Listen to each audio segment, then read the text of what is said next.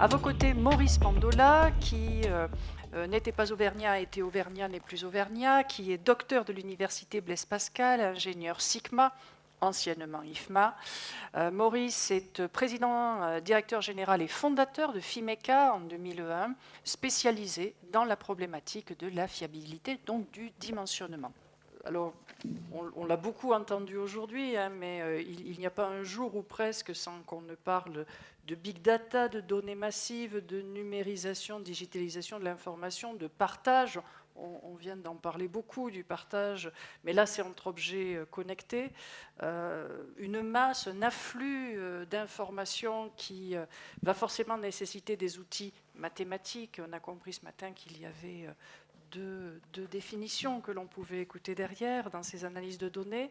Et puis de manière sous-jacente, eh bien, des outils statistiques et probabilités qui, en arrière-plan, vont essayer, tenter de prendre la meilleure décision de l'information. Alors, cette prise de décision en contexte incertain, est-ce qu'elle est nouvelle dans l'industrie? Est-ce que c'est quelque chose qui est comme ça jailli d'un volcan auvergnat ou non?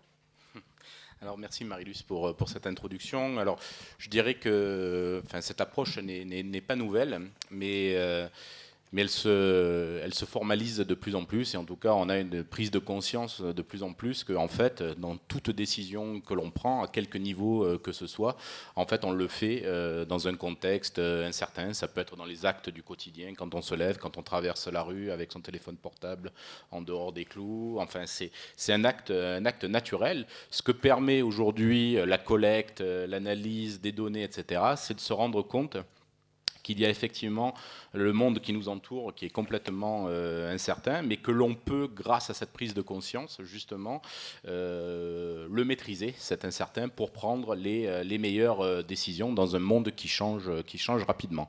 Alors moi, je ne suis pas du tout métrologue. J'ai pris l'angle incertitude sous un autre aspect. Moi, c'est plutôt sous l'angle du dimensionnement, de la conception des installations et des produits, où finalement, depuis l'Antiquité, on a beaucoup procédé par essai-erreur. C'est-à-dire on faisait quelque chose, mais il fallait relever un nouveau défi. Eh bien, on essayait, et puis parfois on se plantait. Hein. Il y a des exemples célèbres. Hein. La cathédrale de Beauvais à la fin du XVIIIe siècle, il fallait faire la flèche la plus haute d'Europe. Donc on l'a faite, hein, sauf que 2 ans après, elle s'est écroulée. Donc comme ça, d'accumulation de savoir-faire, de règles de l'état de l'art, eh bien, on en est arrivé à avoir des concepts, des certitudes, là où en fait il n'y en avait pas. C'est-à-dire qu'on a parlé également de coefficients de sécurité, quelque part, que j'appelle plutôt d'ailleurs moi des coefficients d'ignorance finalement. C'est-à-dire que derrière ce mot où on dit on va surdimensionner, on va prendre une marge de sécurité, en fait c'est ce que ça cache, c'est en fait toute la méconnaissance qui peut se trouver derrière par rapport aux variabilités. Alors pour mettre un peu de concret derrière tout ça. Comment se passe en fait un processus de conception? On part d'un certain nombre d'exigences clients. Et à un moment donné, eh bien, on doit dire, par exemple pour cette table, il faut qu'elle fasse telle épaisseur. Mais sauf que telle épaisseur, pour supporter quoi? Il va y avoir un process de fabrication, donc là on fera la liaison plus tard avec la mesure. Il y a un process de fabrication qui va introduire un certain nombre de disparités, et puis on s'aperçoit bien que si je pose cette bouteille d'eau ou si je pose une grosse citerne dessus, ça ne va pas se passer du tout de la même manière. Et tout l'enjeu de l'ingénieur, au travers de ses coefficients de sécurité, de son dimensionnement, etc., c'est de prendre la bonne décision pour que ça revienne le moins cher, mais surtout que ça réponde aux performances qu'on demande à l'objet que l'on considère. Et tout ça parce que l'environnement est incertain, parce que les procédés de fabrication sont incertains, sont variables, il y a des capacités machines, etc. On doit faire tout ça. Et à un moment donné, je dirais même, le concepteur lâche la main, c'est parti, ça part en fabrication. Ça part même en maintenance à un opérateur, et à un moment donné, pour que l'opérateur puisse réaliser sa maintenance de la meilleure manière, à un moment donné, il va devoir prendre une décision sur la base de ce qu'il aura observé sur le terrain, qui est très déconnecté finalement de de tout le processus de conception amont, qui est réalisé peut-être par des opérateurs qui n'ont pas la formation ou là, en tout cas la culture. Et donc du coup, sur la base d'une mesure, en l'occurrence, il va devoir dire, eh bien oui, je change le matériel, ou alors je lui dis de pouvoir continuer. Et tout ça, donc, amène à se poser la question de comment prendre en compte l'incertain. Et là, je rebondirai sur ce que disait un petit peu Madame Barbarin. Je pense qu'en France, on a un problème culturel par rapport à ça. C'est-à-dire qu'on a une réelle aversion au risque. Or, c'est partie prenante. Il faut pouvoir évaluer le risque pour savoir si ça vaut le coup ou pas de le prendre. Et c'est un peu la même chose d'ailleurs sur les incertitudes et les probabilités, les statistiques. Derrière ce mot, particulièrement en France, se cache souvent, en tout cas dans les formations d'ingénieurs, pour ceux que j'ai côtoyés, de très mauvais souvenirs, parce qu'on l'a souvent abordé sous l'angle très mathématique. Parfois même on parlait de tribus boréliennes pour ceux qui ont... Donc ça c'est des mots... voilà. Alors que c'est très pragmatique en fait. De partout, on est entouré de données qui sont dispersées, que l'on peut analyser avec des outils simples de type Excel. Et ça, j'ai l'impression que dans les cultures anglo-saxonnes, ils en ont pris vraiment beaucoup plus la mesure, et c'est beaucoup plus ancré dans les mœurs, parce que très pragmatique, quoi. Il faut prendre une décision dans un contexte où on a de la dispersion.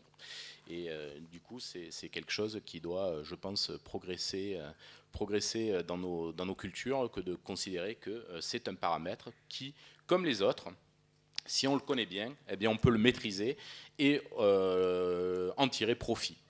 Et tout ça, eh bien, je dirais que dans le domaine de l'ingénierie, c'est pas neuf. Les modèles, les méthodes mathématiques sont bien établies depuis les années 20.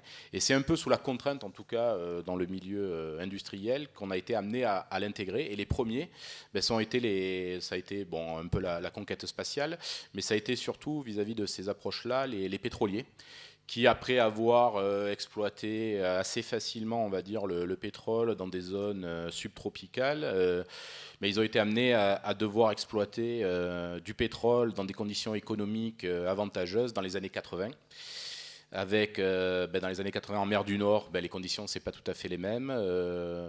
Les conditions météo, les conditions, je dirais, de réalisation, de fabrication, etc. Et s'ils voulaient être, entre guillemets, compétitifs, eh bien qu'il fallait qu'ils dimensionnent au plus juste leurs installations de manière à pouvoir sortir le maximum de brut de pétrole au moindre coût. Et en fait, c'est sous cette impulsion, c'est-à-dire qu'il fallait prendre un virage, il fallait prendre un risque de la compétitivité, eh bien ils se sont mis à dire je vais considérer l'incertitude comme étant un atout dans ma prise de décision et je vais en tirer avantage pour optimiser mon processus industriel. Et ça progresse de plus en plus. Pour ceux qui ne le savent pas, le mot probabilité est inscrit dans la loi depuis 2005. Dans le domaine nucléaire, vous avez depuis 2012 un arrêté, l'arrêté du 7 février 2012, qui explicite vraiment cette notion de dire, eh bien, les mesures que l'on doit prendre, sous-entendu les décisions que l'on doit prendre, doivent être proportionnées aux enjeux. Donc mesurons bien les enjeux, les conséquences des risques que nous prenons et déroulons le plan d'action correspondant. Pour revenir à la mesure qui nous intéresse tous un peu plus aujourd'hui, je dirais que dans le processus de conception, la mesure est une étape. Et donc, avec Jean-Michel et Deltamu, eh bien, on travaille sur des projets qui vont justement permettre de renouer justement la liaison entre la conception et la mesure, et montrer que même la mesure peut faire partie à part entière du processus de conception des systèmes, de manière à ce que de manière opérationnelle sur site, eh bien, cette mesure puisse être prise comme un élément factuel de prise de décision par rapport à une opération de maintenance, comme je l'ai dit, par rapport à une opération d'acceptation de conformité, etc. Donc il y a beaucoup d'avenir, je pense, dans la prise en compte des mesures dès la phase de conception des systèmes, puisque finalement on ne peut prendre de bonnes décisions que celles qu'on a bien compris et maîtrisées par le biais de la mesure. Alors une journée comme celle-ci, elle peut être considérée comme un effet de levier pour aller dans le sens de cette évolution, justement. Est-ce qu'il y en a d'autres, peut-être, qui peuvent être tentés, exploités, utilisés, imaginés Je pense que ça a été largement dit. J'insisterai sur le facteur humain, c'est-à-dire qu'on s'aperçoit qu'on a été...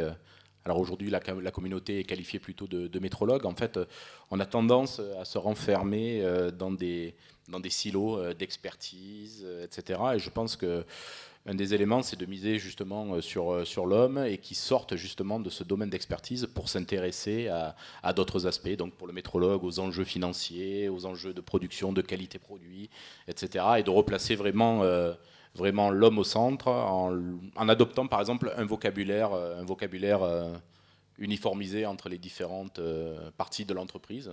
Parce que derrière incertitude, ça fait peur, quoi. Incertain. Non, vous êtes payé pour être certain des décisions que vous allez prendre.